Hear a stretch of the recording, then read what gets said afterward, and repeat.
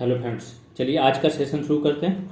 आज का सेशन हमारा मेनली फोकस्ड है, जो टॉपिक वाइज एमसीक्यूज टेस्ट हम ले रहे हैं, ठीक है।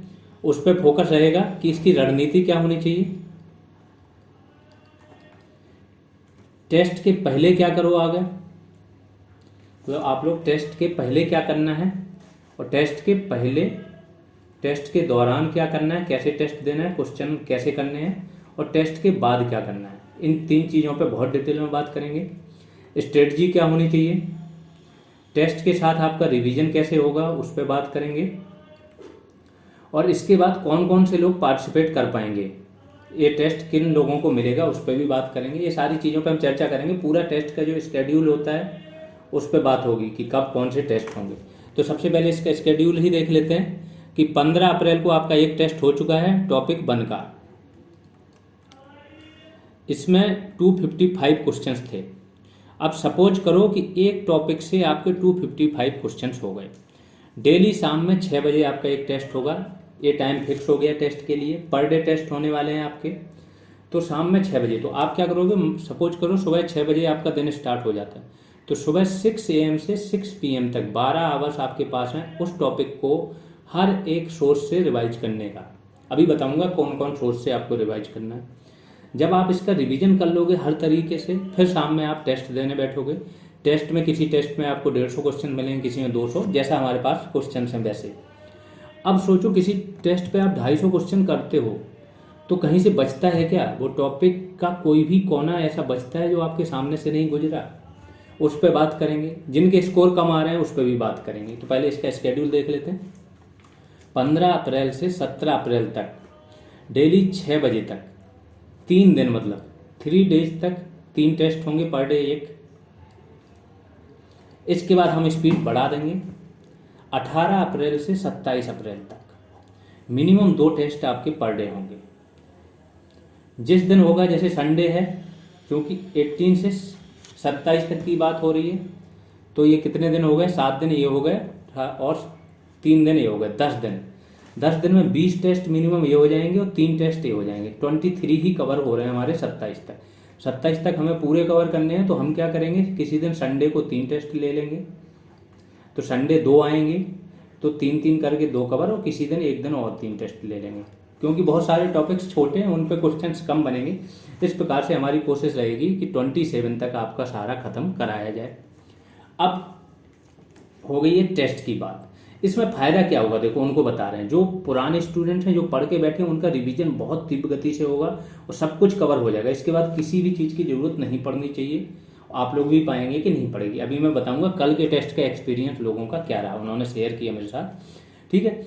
अब जो न्यू लोग हैं उनको क्या फ़ायदा होगा, जो न्यू ज्वाइनीज हैं उनको अभी तक ये पता नहीं चल रहा था कि पढ़ें कैसे, कहाँ से पढ़ें, तो कम से कम वो टेस्ट के अनुसार पढ़ सकते हैं कि जिस दिन जिस चीज़ का टेस्ट हो केवल उसको पढ़ो, उसकी रेगुलर क्लास, वैल्यू एडिशन हर तरीके कंप्लीट करो, शाम में टेस्ट दो, तो आपका भी 27 तक सब कुछ कवर हो जाएगा। बस आपको इसके हिसाब से अपनी स्पीड पकड़ लेनी है। अब आते हैं टेस्ट कौन कौन लोग देंगे, किन लोगों को ये टेस्ट मिलना है उस पर बात कर लेते हैं, क्योंकि बहुत सारे लोगों को ये भी नहीं पता होता है, वो डायरेक्ट मैसेज करके पूछते रहते हैं या उस पर कमेंट करते हैं वीडियो पे। तो देखो, टेस्ट पेड ग्रुप के मेंबर्स और सुपर ग्रुप के मेंबर्स ही दे पाएंगे, वही दे रहे हैं, ठीक है। इसको ज्वाइन कैसे करना है, तो पेड ग्रुप की इन्फॉर्मेशन हर वीडियो की, कोई भी वीडियो ओपन कर लो आप बंद दरोगा का, उसके कमेंट सेक्शन में पूरी इन्फॉर्मेशन होती है।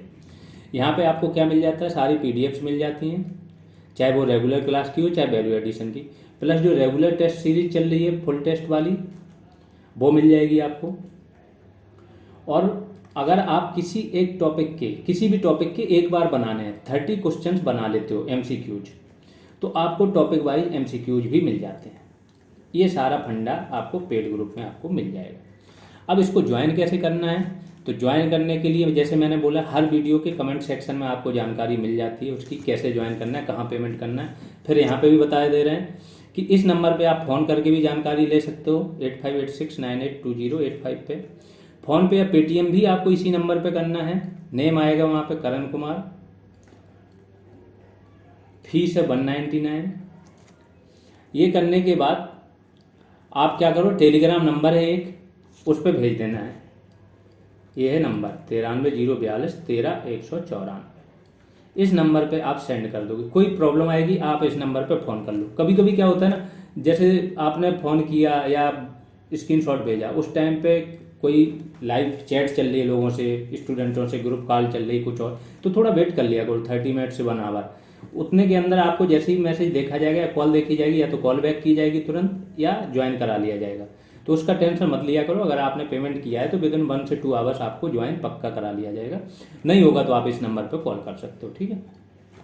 अब टेस्ट के पहले क्या करें, अब आते हैं मोस्ट इंपॉर्टेंट चीज़ अब है शुरू हो रही, ठीक है। कि जब भी आप डेली टॉपिक वाइज टेस्ट दे रहे हो तो आपका अब सारा फोकस इसी पे होना चाहिए, सारी तैयारी आपकी इसी के हिसाब से होनी चाहिए।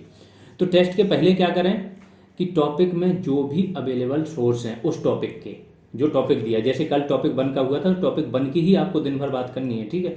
तो टॉपिक 1 की बात करनी है तो टॉपिक 1 के जितने अवेलेबल सोर्स हैं, क्या क्या, रेगुलर क्लास आपकी, वैल्यू एडिशन क्लास पूरी, इन दोनों को बहुत अच्छे से फिनिश करो। फिर आपके पास कोई बुक हो जिसमें वो टॉपिक दिया तो उस बुक से भी वो टॉपिक पढ़ लो। करंट उस टॉपिक से ही रिलेटेड जितने करंट हैं वो सब आप अच्छे से रिवाइज कर लो। मतलब पूरी तैयारी करके बैठो 6 PM तक। 6 PM पर जैसे ही आपको ग्रुप में टेस्ट मिले आप उसमें लग जाइए। और कल का ही टेस्ट का मैं थोड़ा रिस्पॉन्स बताता हूँ और लोगों की गंभीरता बताता हूँ, कितने सीरियसली लोग यहाँ से जुड़े हैं, ये आप लोग को समझना चाहिए। और जो लोग भी गंभीर नहीं हुए हैं, मैं ये फिर बता रहा हूँ, कुछ लोग, कल मेरे पास एक स्टूडेंट का कॉल आया, वो हमारे पेड ग्रुप में ऑलरेडी जुड़े हैं, ठीक है, लेकिन 2 दिन पहले ही जुड़े। उन्होंने बताया कि किसी अच्छी कोचिंग, जिनके अच्छे खासे सब्सक्राइबर थे, GS भाई कुछ हैं वो, ठीक है, उनके पास वो कर रहे थे बंदर योगा का कोर्स, उन्होंने उनका कोर्स ले रखा था, लेकिन बोले वो सिर्फ ख़त्म कराने के पर्पज से पढ़ा रहे थे, कुछ मेरी समझ ज़्यादा बनी नहीं, 1.5 महीने से वो कर रहे थे, मतलब 45 डेज उन्होंने ख़राब कर दी। बोले सर पहले मैं ये सोच रहा था, आपकी बोले जानकारी मुझे 10 दिन पहले लग गई थी, मैंने सोचा कि उनका कंटेंट फिर आपका कंटेंट फिर दोनों वो कन्फ्यूजन क्रिएट कर देंगे, तो मैं नहीं ले रहा था। लेकिन जब मैंने फिर अप्रोच देखा, यहाँ चीज़ें देखी, फिर मैं मजबूर हो गया और फिर मैंने ज्वाइन किया। अब सर ऐसा लग रहा है कि मेरी तैयारी हो जाएगी, बस थोड़ा समय लेट हुआ, ये उनका कहना था। सेम अभी बहुत सारे स्टूडेंट्स हैं जो ऐसे ही कर रहे हैं, अभी तक वो इस चीज़ में पड़े हैं कि सर सिर्फ 15 डेज बचे हैं, अभी ये कर लीजिए वो कर लीजिए, कैसे होगा। उनको सिंपल सा समझाना चाह रहा हूँ, ये टॉपिक वाइज टेस्ट अगर किसी को सबसे ज़्यादा फायदा देंगे तो उन्हीं लोग को देंगे जो नए हैं। क्यों देंगे? क्योंकि अभी तक आपको आइडिया ही नहीं है कैसे क्या। अभी यहाँ पे आपको एक गोल मिल जाएगा पर डे का कि इतना टॉपिक आपको ख़त्म करना है, इन इन चीज़ों से करना है। टॉपिक ख़त्म करने के लिए आपको PDFs मिल जा रही हैं, सारी ये मिल जा रही हैं, वो सब चीज़ मिल जा रही। तो यहाँ से आप ख़त्म करो, प्लस किसी बुक का सहारा ले लो और शाम में टेस्ट दे के वो सारी चीज़ें रेक्टिफाई कर लो। जब इतनी सुविधा मिल रही है तो इसका उपयोग कर लो, अभी तक मत भटको। कल परसों में बहुत सारे ऐसे स्टूडेंट आए जो 20-20, 30-30 दिन पहले सर कुछ कम कर लीजिए फीस है, वो मैंने नहीं की, तो इधर उधर वो भटकते रहे। कल आके फाइनली उन्होंने वो चीज़ ली। क्यों ली? क्योंकि अगर तुम इस चीज़ को नहीं समझ पा रहे हो कि हम किस लेवल की दे रहे हैं चीज़ें और उसकी इज्जत नहीं कर पा रहे हो, तो हम आपके साथ नहीं चल पाएंगे। सिंपल सी बात है।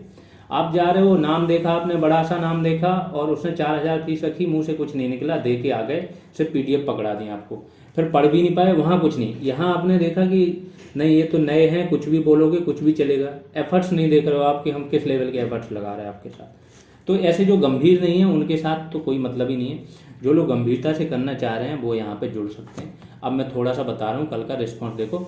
ये है, ये गर्ल स्टूडेंट थी, बोल रही सर पढ़ा हुआ तो सब कुछ था, फिर भी क्वेश्चन से गलत हो रहे हैं, इसके लिए क्या करें हम।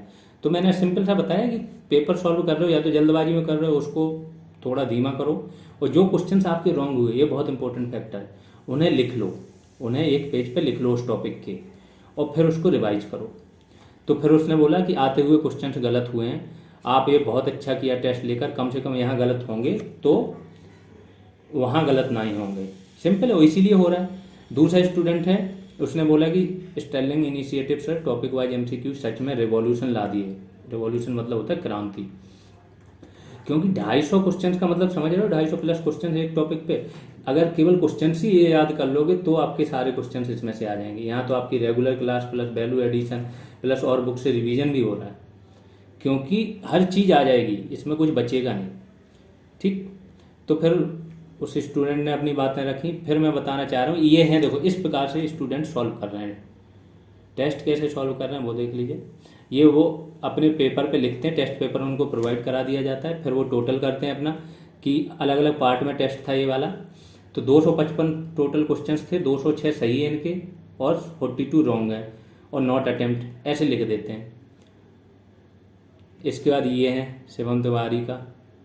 फिर ये है आंसर की जो लोगों ने बनाई, इन्होंने लिख दिया 255 में 253 अटेम्प्ट किए, रॉन्ग हो गए 31, 222 इनके ट्रू है। देखो ये स्कोर देखो आप, 100 क्वेश्चंस में 80-85 बनते हैं, चल जाता है। लेकिन जब क्वेश्चन 250 दे रहे हैं 2 आवर्स में, आप कर भी ले रहे हो, सबसे बड़ी चीज़, और क्वेश्चन का लेवल भी अच्छा है, कोई भी क्वेश्चन नहीं बचे, फिर आप 222 करेक्ट कर रहे हो, आपको समझ में आ रहा है कितनी प्रैक्टिस हो गई।